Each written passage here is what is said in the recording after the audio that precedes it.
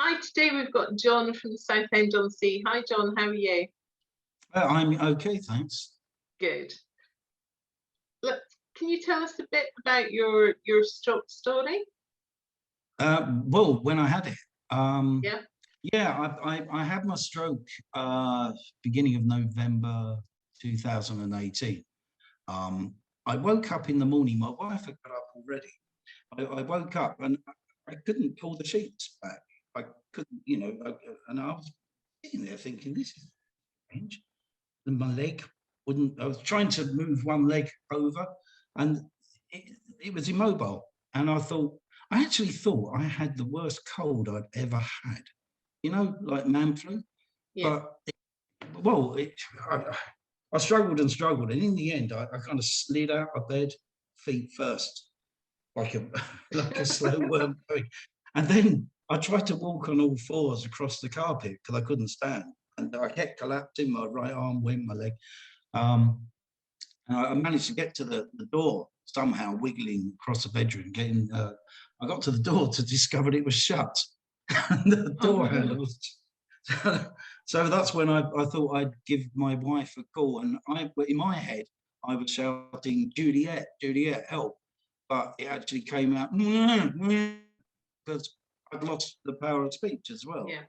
And I must have sounded a bit in trouble because even my teenage daughter just turned up like that. The one that sleeps till 1 in the afternoon. Yeah, exactly. This was like 7:30, and yeah, bang, she was there, and I had my back against the wall and kind of worked out myself I might have had a stroke from the adverts. Fast is it? Yeah. I mean, the leg thing aside, I tried to lift up my arm and I couldn't. And my wife and she telling me I was purring, although I couldn't hear it myself. That was weird because I thought I was speaking properly, but I wasn't. Yeah. And the paramedics came and carted me off to Southend Hospital. There's a really good stroke there. It's quite well known for looking after stroke survivors. Well, that's good. And what age were you when this happened? 54. Just a baby then. Just a baby. Yeah, yeah. Well, it's one of the few times you get to. I mean, once you get past your 50s, you're getting on a bit, really.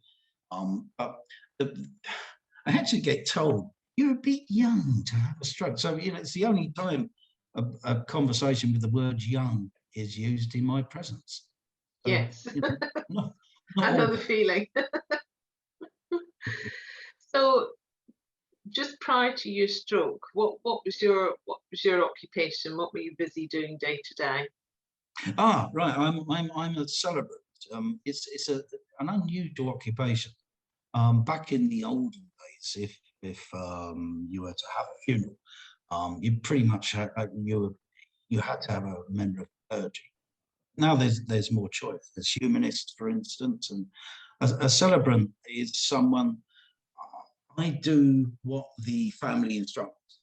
So I'll take a service exactly as they wish, whereas a member of the clergy would probably want it to be religious orientated. I'm either way. However, a family would like the service taken, I do it for them. It's quite simple. You just follow their instructions. And I was doing that beforehand. So yeah, actually waking up that day, realizing I'd lost the power of speech and movement was a bit of a shock. And I do remember wondering how am I going to actually be able to continue with my job at the time. Because it was all about speaking, wasn't it?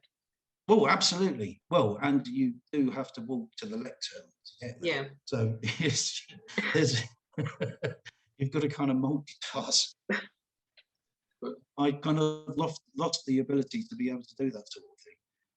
And at first in the hospital, I had quite a bit of time to wonder about how it was all going to work out, because I found myself, it's Parrelsham and Benfleet Ward in Southend Hospital.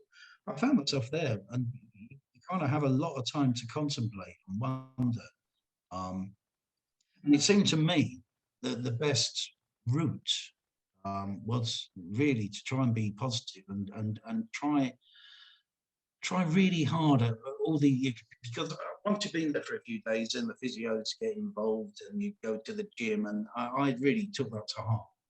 I really, really wanted, no two ways Yeah.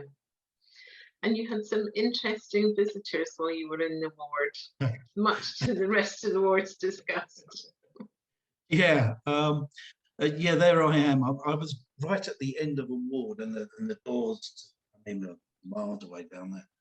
And a couple of funeral directors came in to see me. They were worried about me because I had services I needed to do, and perhaps not the first day, but a week, and I had to cancel. So word got round where I was and what happened to me, and a couple of funeral directors rocked up wearing the full attire, carrying their hats. they, they they came walking through the ward. Some bloke opposite, he looked up and he went, "Right, you two, Ghislaine, you're up for a start." And they got to me. They got to me, and I went, "Lads, the only thing that's missing here is a tape measure." Yeah, just to complete the look. But yeah, I did have a few interesting visitors, but they were probably the most interesting. I don't know what my reaction would have been, especially if you were just waking up. But oh dear. So you had a few interesting other people in the ward. One was the incredible screaming man who woke up very confused, but he decided to get this confusion out by literally screaming. Yeah, yeah, he was the guy on my right. I really felt for him. I say he woke up that morning like I did and had a stroke, but I'm not sure he woke up at all. But Hmm. he'd obviously had a stroke. But the only thing that worked for him was his vocal cords, and he just spent quite a lot of time screaming at an incredible pitch for quite a long time. Yeah. How long he could hold a note for was amazing. I really felt for him. That was not a good way to be. He ended up being put in a cyber. It was a little disruptive, to say the least. Yeah. That was, Yeah. and And the toilet situation while you were in the ward as well. I know you've told me about going mob-handed with the medical staff to sort out your toilet needs, shall we say? well, yeah, they seem quite keen to know if everything's working. And on day one, I hadn't been for a number. But by day two, I was kind of curious, if you follow my meaning. More than curious, quite eager. And I couldn't move, and I couldn't walk. So a couple of nurses took me to the toilet, which was different, because I'm not used to an audience, and you kind of get plonked down. And I've got, give them their due. They kind of looked around somewhere completely different. But there was nothing going on over there, so they were back to me again. And oh, and as I managed to go, there was the little sound of a plop, and there was like they kind of exchanged glances. Yes, that's all. Yes, have a stroke, lose your dignity, Oh, I all know. in one go. But sort of moving on, as time went on, you discovered you were right hand side affected, and the Mm. toilet paper was on the right hand side. So Yes, that caused a problem. yeah. I mean, after I think it was day two, at the end of day two, somehow I got a wheelchair. Great, Hmm. it was my wheelchair. So now I could get to the bathroom on my own. And so, although I'm not sure I was meant to, I think I was meant to still have help. Those pulley down arm things on disabled Yeah. toilets. I found out what they were for. You know, literally drag yourself onto the pan. Um, and you know, I'm kind of looking for the toilet roll, and it's there on the right, and my right hand doesn't. And I'm thinking, this is a stroke wall. Mm, Surely, at least this is not going to work for 50% of the people here. Why not have two toilet rolls each side? Well, exactly, because if it was on the other side, it would work for the other 50%, would it? and that, you know, that seemed to make sense. And the other thing as well, I mean, probably day three, and I kind of thought, do you know, I feel really grubby. They're quite warm places, aren't they? And Yo, yes. yeah, and you know, there's a reason for that. You're in your pajamas, you Yeah. know. So they're quite warm places. So I thought, you know, I really want to have a bath, and I asked about a bath, but apparently it had a hole, which I think was code for you haven't got time to take you because you might be out if you leave you on your own. Um, so I ended up in a shower on a stool. Um, but I tried to have a shave. Now that was weird because the bathroom wasn't exactly kitted out for wheelchair. It was more the wheelchair just fitted rather Yeah. than it had been thought about in the first place. I did just about, you know, without taking your knuckles off, just Yeah. past things. Now, I went to the sink to have a shave, and I thought, I'm going to do this. I'm going to do this. And I got to the sink, and I got my shaver and my foam, and yeah, here we. Oh God, that mirror tire. Yeah. It was up there for people that were standing. This is a struggle. Some people Yeah. are going to be in a wheelchair, and Yeah. yeah, so many things that didn't make sense. I don't know what is it cuts and funding, but it just wasn't made for in the first place. I made some recommendations along my way. Did you enjoy your stay here? No. Why not? So you stayed in a hotel. I was going to say you stayed in hospital for how long? I wasn't there for too long. I was actually there for 4 nights, which is a relatively short amount of time. But I've seen on the Facebook page, some people are there for weeks, aren't A they? month, yeah. But I was just so bloody minded. I am not staying here. And during the physio being taken to the gym, I was really pumped up for this. I really wanted to do it, and they had to literally stop me from trying to stand because I thought it would be a really good idea to try and stand and see what walking might be like. And I Yeah. was asking, surely you've got these bar things. You always see them on the films, where the guy Yeah. holds the bars. And no, we haven't got any of those. What do you mean you haven't got any of those? It's just a stroke board. But they did have something I could hold on to, and I was all the time I was trying to run before I could even stand, let alone walk. That was my mindset to just take on the challenge and do it. My right foot was literally, it felt like a brick at the end of my foot. And like a brick in the way that it had no sense. It had Mm. nothing. I couldn't make it do anything. I couldn't move my toes. I couldn't even swivel it. It was dead.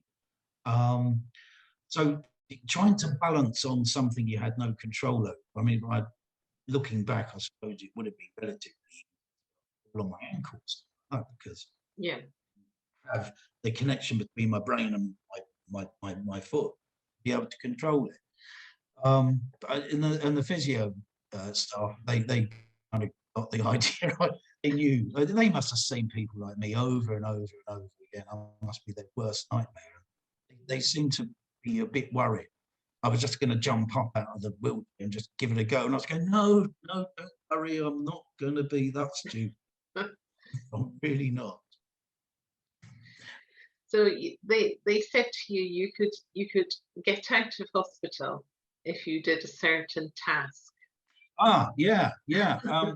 It was on day 4. It happened really quickly, actually. On day 4, I was allowed to walk across the gymnasium, and we're talking like hard, something like that. There were 2 physios on each side. I mean, they were really concerned about me. My walking weren't pretty. I was a bit surprised at how difficult it was. It weren't pretty, but I could just do it, and you know, over. Um, but there was another thing I did just before that. I mentioned to you about the Kill Bill thing. Yes. Yeah, because my foot wouldn't move. I had no control over it. And there's this scene in a film called Kill Bill where this assassin goes into a coma for 5 years, and she gets woken up, and she has to crawl into the back of a car, and legs aren't moving. And she's literally staring at her legs, or staring at her toes and saying, "Move, little piggy." I mean, it's you know, it's a scene. If you've seen the film, you'll recognize it.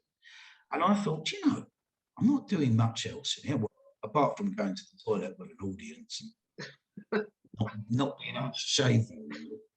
So I was sitting on my hospital bed for hours at a time, staring at my foot and willing a toe to move. And literally, I was coming out in sweats and I was grunting. And the other patients, all right, John, I'm trying to move my bloody foot moving.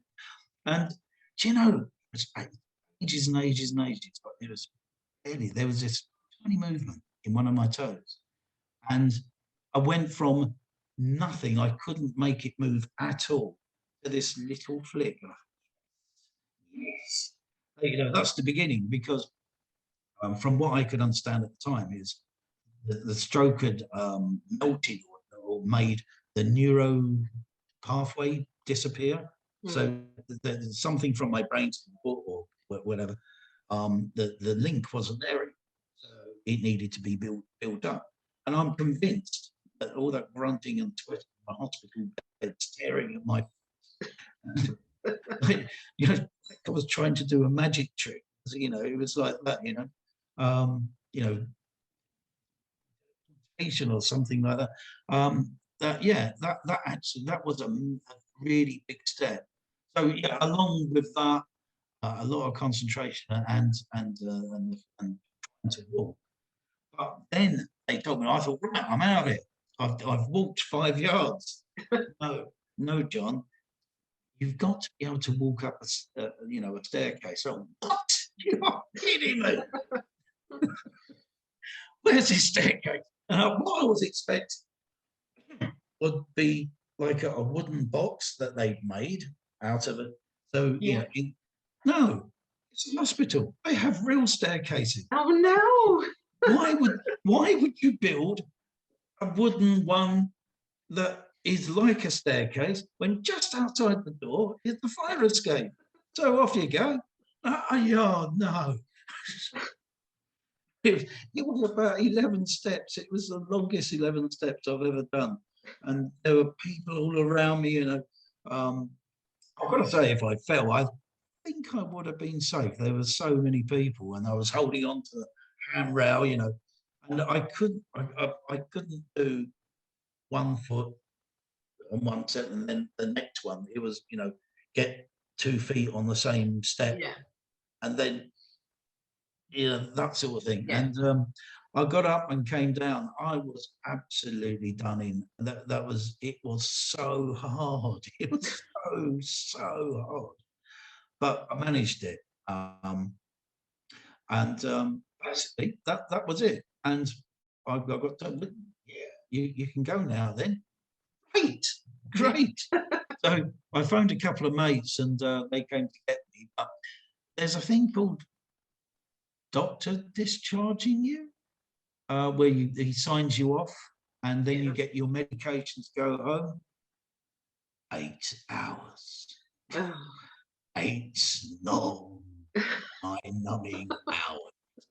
Because I've packed my little bag and I'm sitting in my wheelchair. Come on, take me home, take me home. And I had to wait for the medication, which never actually turned up at all, just didn't, because the hospital pharmacy shut. Oh, no. Yeah, so it's something like that. So in the end, I said, look, how about I come back tomorrow? I thought it'd be a really simple thing. I forgot I couldn't walk, and, and Find a I only, detail. yeah, I only had the wheelchair to get to a friend's car, and I got moved by my early mates from the wheelchair to the car. And it was only the next morning when I realised I haven't got a wheelchair anymore. How the bloody hell do I get out of the hospital? Tablets, because I wouldn't be able to. The good old wife Juliet jumped. That was rather good. And when she did go up there in the morning, they still weren't there. They still weren't there. She had to go back again. So yeah, that was not a thought. Yeah, I had a similar story, a big long wait, and then eventually they said, "Look, go home," and we arranged for my husband to go back and pick them up. And like your wife, he still had to wait for them even then. But Well, yes, the thing is, if I had waited, I would have still been there the next day you've with my still little been there now. bag, looking like an evacuee from the war, waiting for the train that will never turn up. Oh dear. So about your other technique, we've talked before, obviously, about a few of your techniques. So tell us about your horse technique. Right, that one. I had to learn to walk again. And at first, I was just happy enough to be able to throw the leg in front of me, not fall over, be able to then put some weight on that to then move a bit like Frankenstein's monster, if you like, from the 1930s film where he's just shuffling very badly. And at first, that was all I could do. But I started really studying the mechanics of how people walk. When you look at it, when you actually take it in, what people appear to be doing, in my case, right leg, they lift their leg off the floor in a kind of almost like a child would pretend to be a horse in the playground at school, and they lift their knee and then they fling out the calf at the same time rolling forward, and then you land on your heel and roll on your foot. Yeah. And I watched this over and over and over again, how people would walk. So I thought, well, if I do this in an exaggerated movement, as if I'm intending to be all lifting my knee up and then flicking out, it looked weird. I mean, really weird.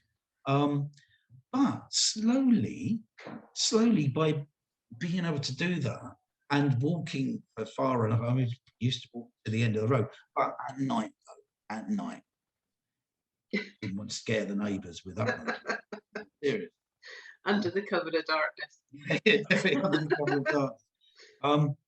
Through that basic technique, I managed to kind of refine it to pretty much how I used to walk. And you really wouldn't know I'd had a stroke if you saw me walk down the road, unless I'd a fair distance and then start dragging my leg. I mean, we're all left with repercussions. There's no two ways about it. I've got to say, it's rather curtailed my rather promising gymnastics career. You'll have Tokyo coming up next year.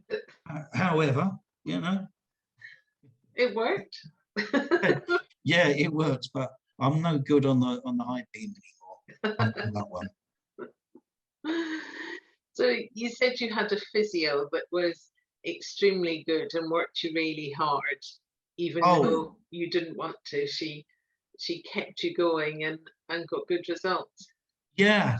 I mean, as focused as I was,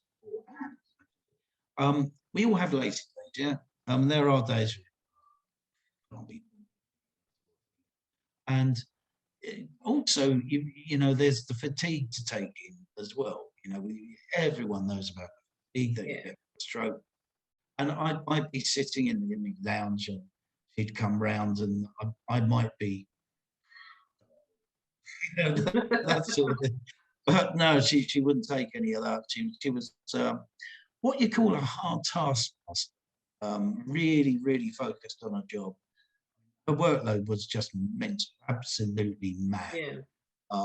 And I kind of felt that she made everyone feel special that she was looking after. You know, I certainly felt special when she came Yeah. round, and she helped me so much. Yeah. She really, and she made me do things I just didn't.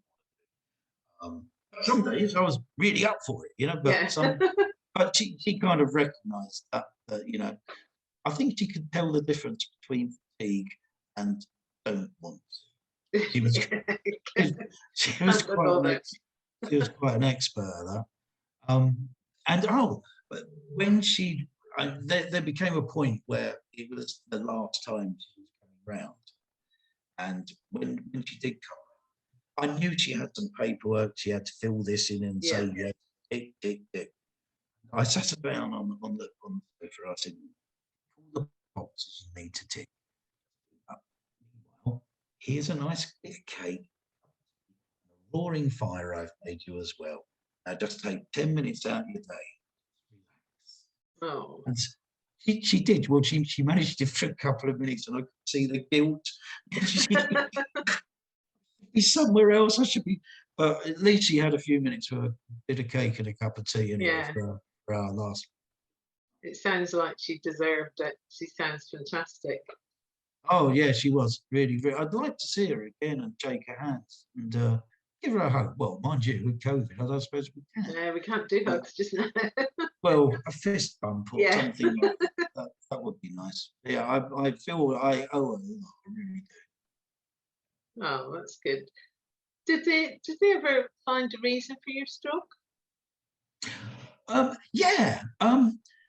Yes. Well, they say they did. They said it was blood pressure, but I don't know. Whenever I've had my blood pressure taken at the doctors, and we all had it over the years. Yeah.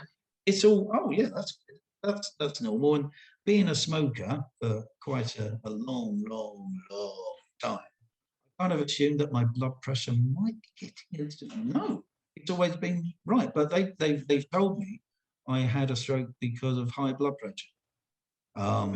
So now I've got to take this tiny little tablet that I can't even see with a naked eye. Every day I think it's 3 milligrams of something or other. But apparently that keeps my blood pressure that wasn't high low.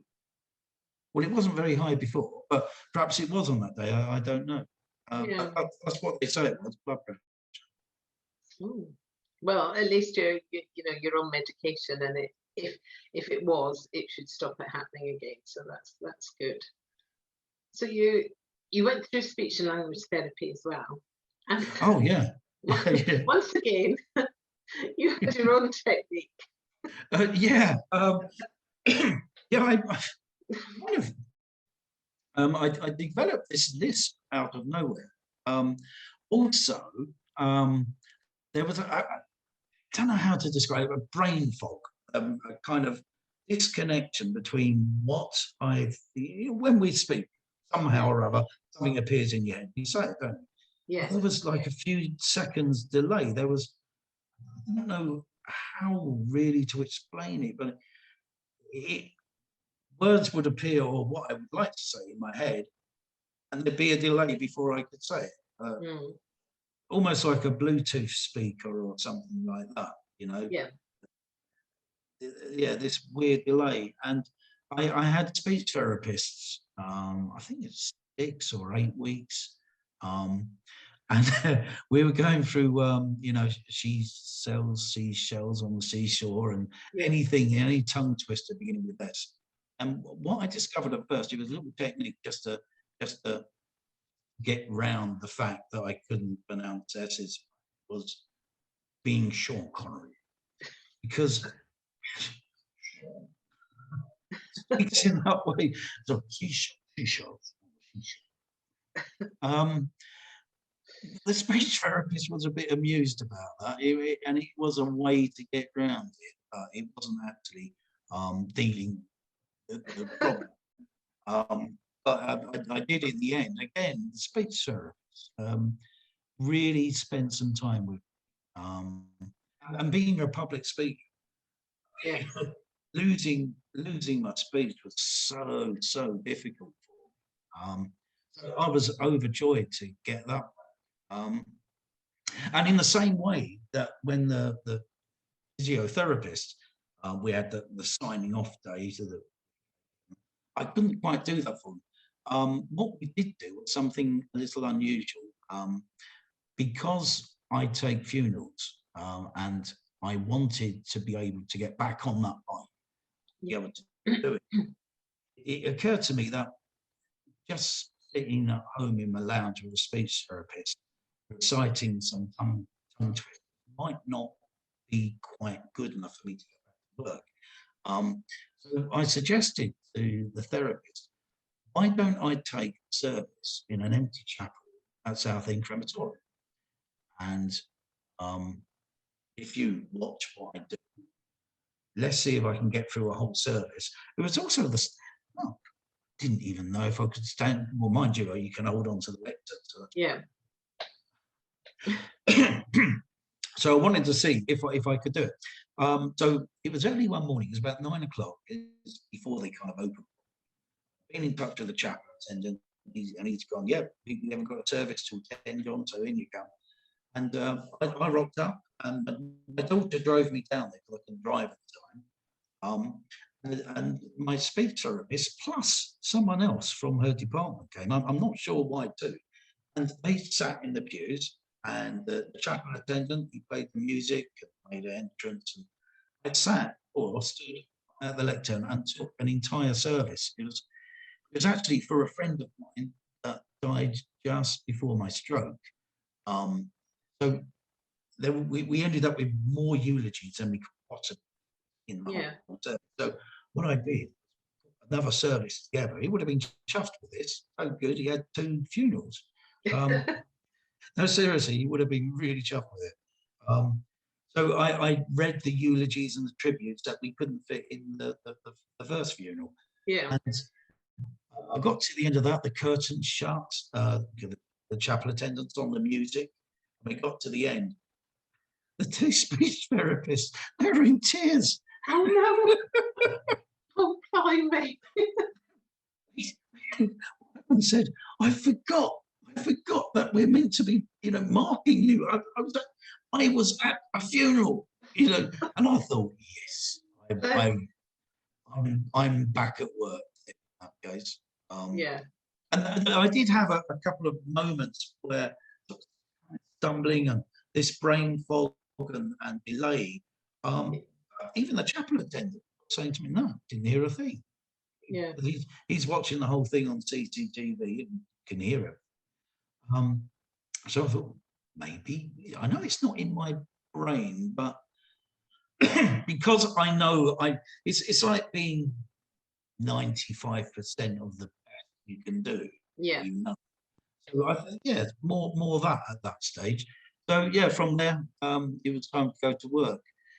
And that was interesting because I work for funeral arrangers all over Essex. I'm based in Southend. I go into East London, up to Chelmsford, and everyone knew I'd had a stroke. And don't call John, but it was time to call John because I need to go back to work. So I had to make a point of, and my daughter drove me because I still wasn't able to drive. She drove me all over Essex to turn up at branches just so I can walk into the branch. Yeah. Stroke survivor, and say, hi, I'm back. Without falling over. All the time, I was so knackered. I was really struggling because when you're in East London, you want to go to as many funeral directors as possible. Yeah. You don't want to drive back and then back again. Yeah. So I was really pushing it, really pushing, what I could do to limit of looking like I had loads of energy and vitality. I'm back at work. Give me a call. I'll take the service. And as it happened, some of them have never used me again, which is a shame. But then again, also because I do suffer from fatigue, if I do too much, I chuck. Stroke survivors will know all about that one. Never, don't push it. You can't get through it, and when your body tells you you've had enough, you sleep. isn't it? But it takes some of us ages to get that round our head. Um, and I used to take quite a lot of services pre-stroke. I mean, sometimes 7 a week. I got asked to take 5 in a day once. Gosh. Yeah, I couldn't do them because getting from one creme to the other, it was just, without a time machine, it ain't going to work. I've only got a Fiat 500. It don't. So yeah, I couldn't do 5. However, I've done 3 in a row before in the same chapel, one after the other. Those days are sadly behind me because they are exhausting. That amount of concentration, and when you've taken one service and you've seen the family, and there's that release that you can feel it, that that's done, and you see them out the chapel door. You go back round to the front for the next family, you're back to that. It's a real down emotion. So there's all the backslapping and okay, yeah, it's done and nice. And you come back round to the next family and there's beginning the process. And it's quite a psychological toll in your head. And I'm not capable of 3 in a row. And do you know what? I probably do 1 or 3 a week. And that works for me. I can just about balance it out. It takes me probably 2 hours with a family to put the service together. Then probably another hour afterwards writing it up and getting it right. And then half an hour to take the service. So each service probably only takes me 3.5, 4 hours of actual concentration. So when you consider it, if I do 3 services in a week, a 12-hour working week's not too shabby, really. Yeah, that works. And if that's what you can cope with, that's the way it's got to be, because none of us can fight this fatigue. And I know you said previously that about your your battery charger. Tell us about your faulty battery charger then. Well, it's not really a faulty battery charger. It's more about how I feel fatigue affects you. And I think you mentioned something about someone's got a spoon theory or something. Yeah. I've got to admit, I've read the spoon theory. I don't know. I can't quite get the spoon theory around that. But this makes sense to me. When you've got a rubbish battery in a phone and you charge it and you charge it all night, and you wake up in the morning and you're hoping for it to be 100%. It's not. It never is. But it's a rubbish battery. And it's there 39%. That's all you. So the way I see me is I've got 39% of the energy perhaps that I used to have. And it's a case of try not to call America on a long call, because that's going to use your battery. So I've got quite proficient at not moving and not doing anything. Really, really trying, because every time I move, every time I walk to somewhere, a little bit of that 39% gets used. And in the early days, I used to use up the 39% really, really, really quickly, and that's it, crash. And you need a couple of hours sleep in the afternoon to, basically recharge your battery back up to 39%, won't go any higher. And that will get me through to the evening when I really had to. So I've just got really good at trying to spread that 39% through the day. I still sleep occasionally during the afternoon. Not as much as I used to, but I don't know whether that's because perhaps the fatigue getting better, or I've got really good at spreading 39% through an whole day. I don't actually know. I think a lot of us can know how it feels and know exactly what you mean. It's sometimes you've got to do things and it drains that battery quickly, but I think as long as you recognize that, right, because I've had to do that, I'm going to have to sit down for an hour or so to get through the rest of the day. Or you go through the day in slow chunks kind of thing. It's whatever is the best way. Well, Uh, definitely, it's a lesson. It's a lesson you need to learn yeah, once you survive the stroke. Because if you don't learn it, you're going to keep falling asleep and yeah. dropping things and being clumsy. I mean, that sort of thing happens. Oh, Yeah, yeah. yeah. I mean, I've got Denby crockery. You know, I don't want to be dropping that. Oh no. So I make sure I have, you know, I don't do too much. I don't push it, and which really handy thing is I've got out the housework now, so my daughters and wife do all the housework. It's marvelous because push that vacuum cleaner, can he? So that's one Maybe I'll bonus. try that with my husband, Castle. I can't do any of the housework now because John doesn't, and he says it works perfectly. Yeah, and look, I'm on 35% now. So come on, come on.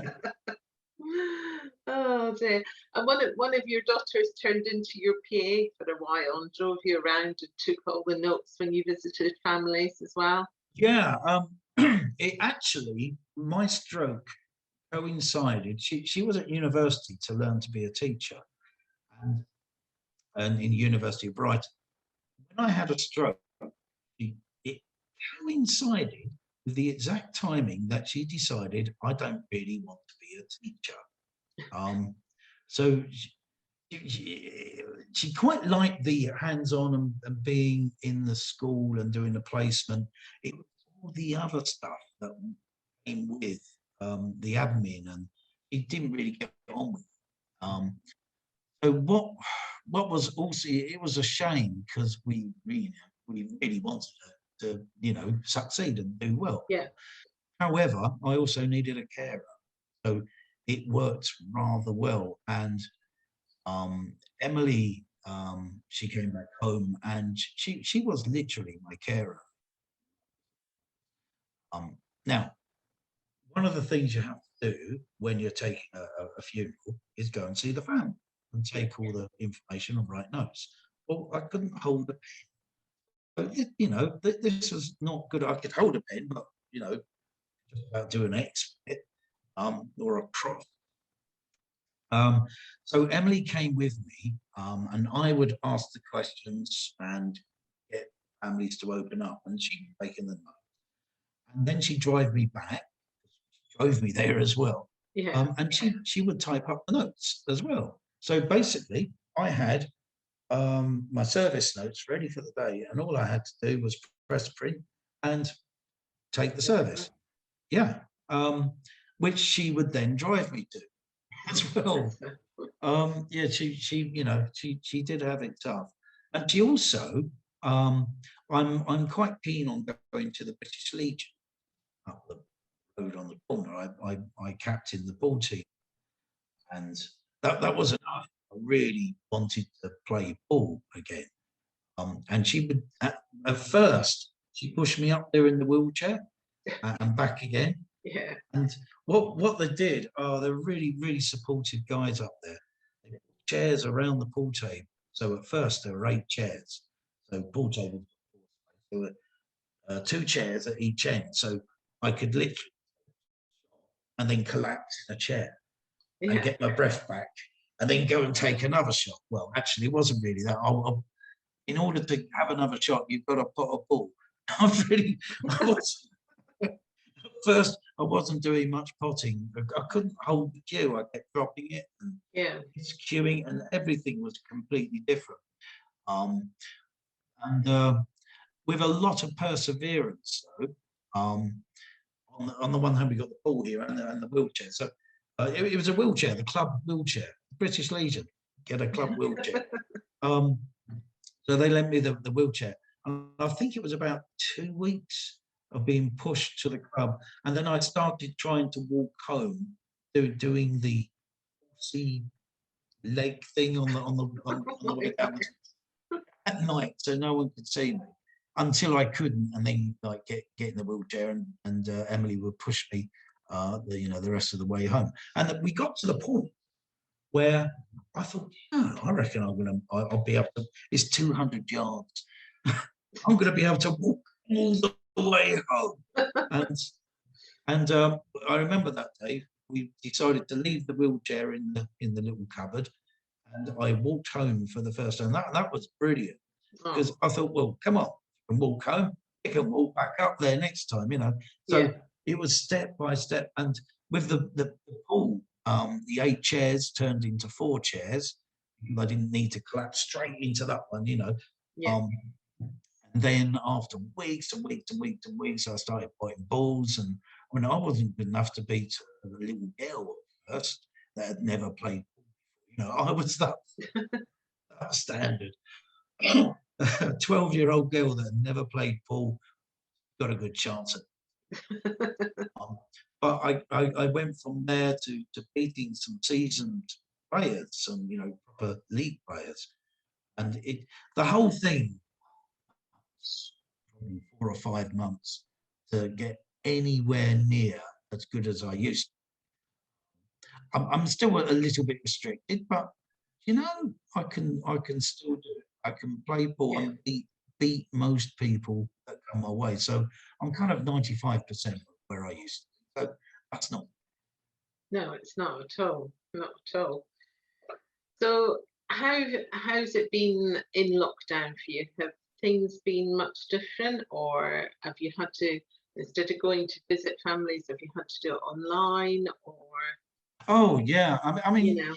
it's remember, not all families live in the same town.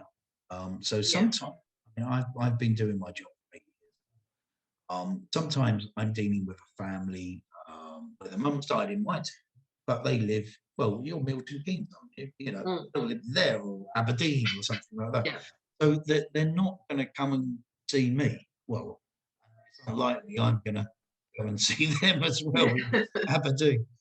So for years, I've done so many arrangements over the phone, and uh, just because you do the arrangement over the phone doesn't make it any better, and it doesn't make it any worse a service. It's exactly the same as if we. yeah, So when the restrictions came in last March, and you know, you've got to remember an awful lot of the deceased that I've taken services for died of COVID, mm, and their families had COVID. Um, the last thing you want to do is sit in a room, and then the last thing they wanted to do was sit in a room with with me. yeah, Um, so the phone and Zoom, but hardly. I think I've only ever done one on Zoom. It's all phone. So yeah, that's a big difference. Now I don't have to, travel to go into your family. Everything is done on the phone. Which means I work at home even more. But I also, I've got, well, Emily has decided to be a nurse now. So she started university to do nurse training. yeah, So that we're very proud of that, actually. Pediatric nurse. So she still gets to work with children, yes, but she doesn't have to teach them things. So she's happy about that. Or do the admin about the teaching. yeah, My other daughter is at uni doing graphic design. Now, last March, they both came home from uni and said, well, it's kind of shut a bit and we've got to do work from home.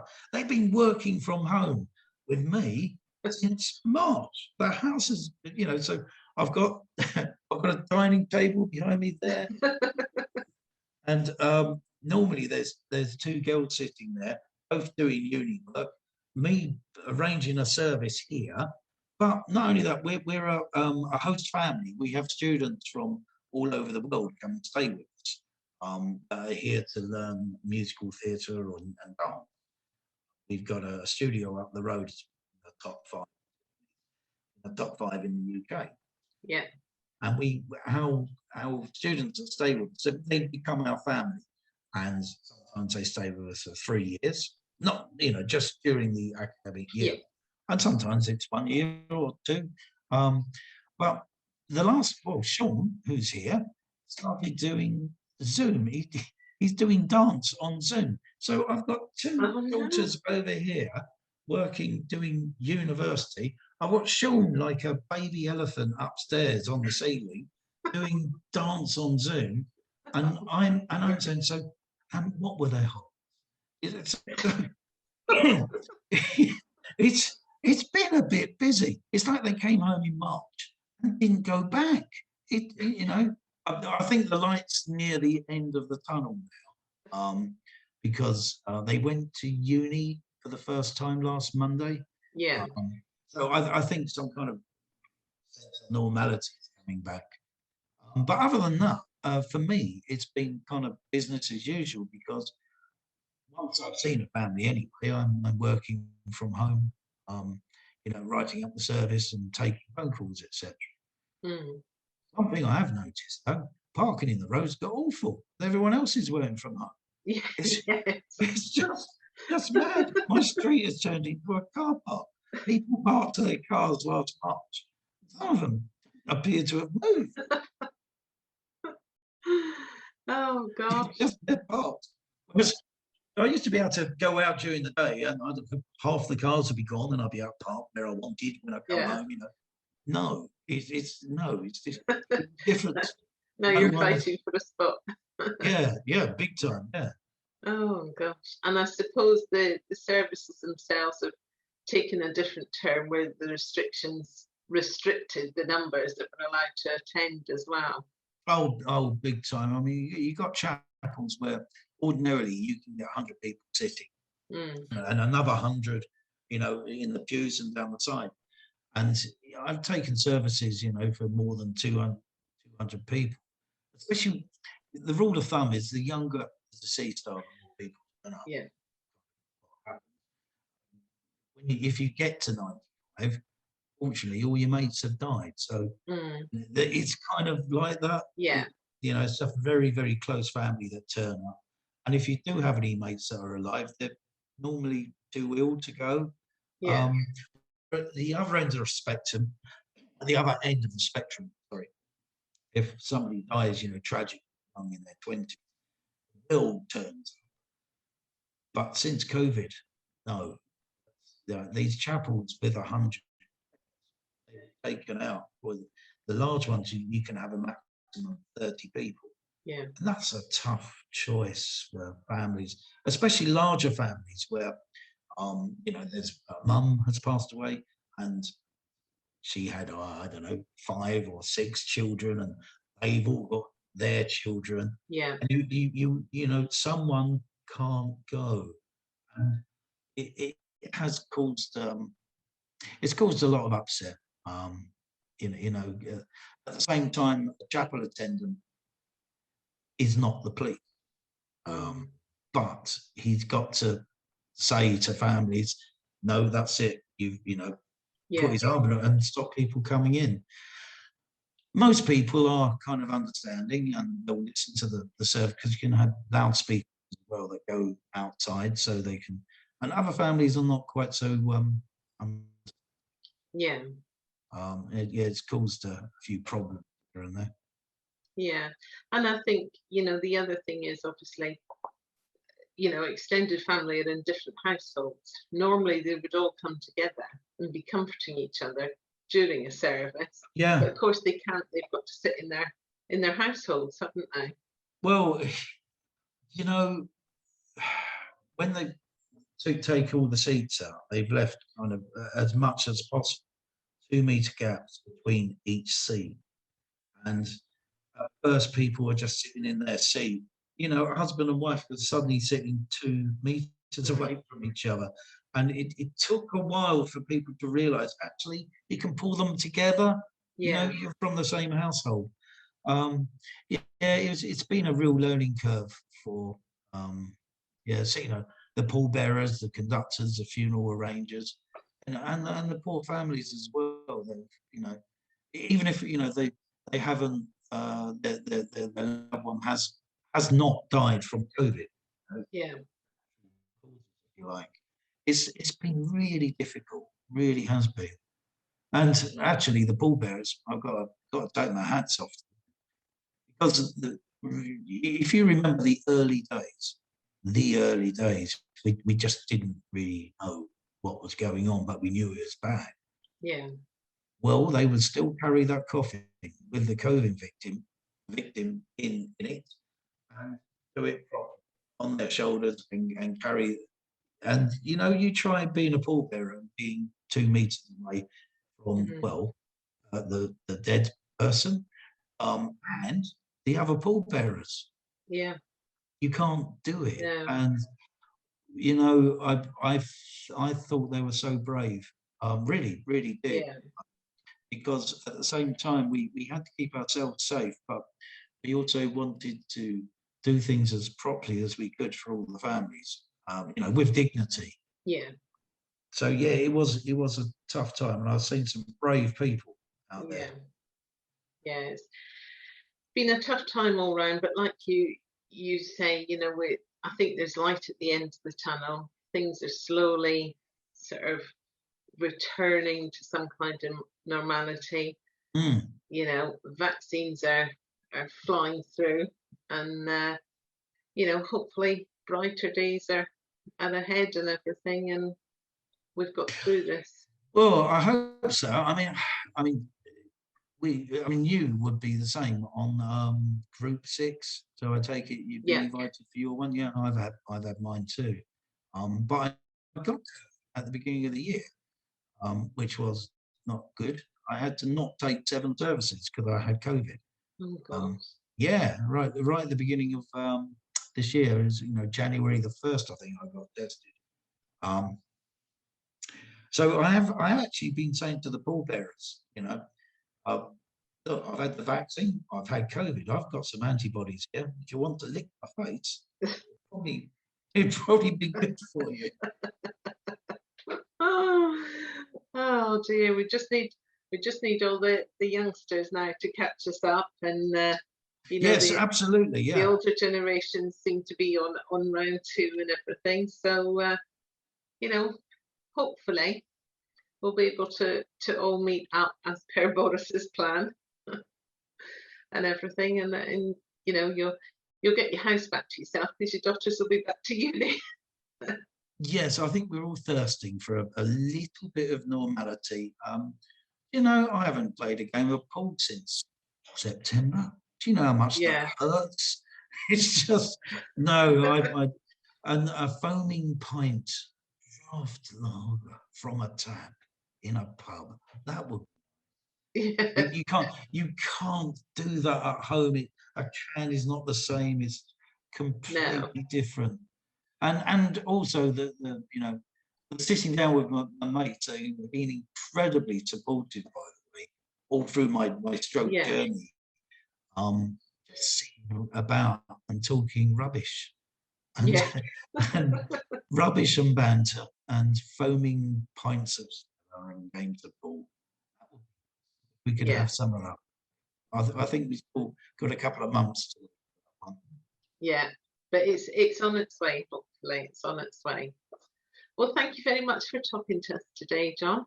Oh, it's been a And pleasure. keep looking forward to that game of pool, won't you? I will, and thank you for your time. That's okay. Bye for now. Bye Bye. bye.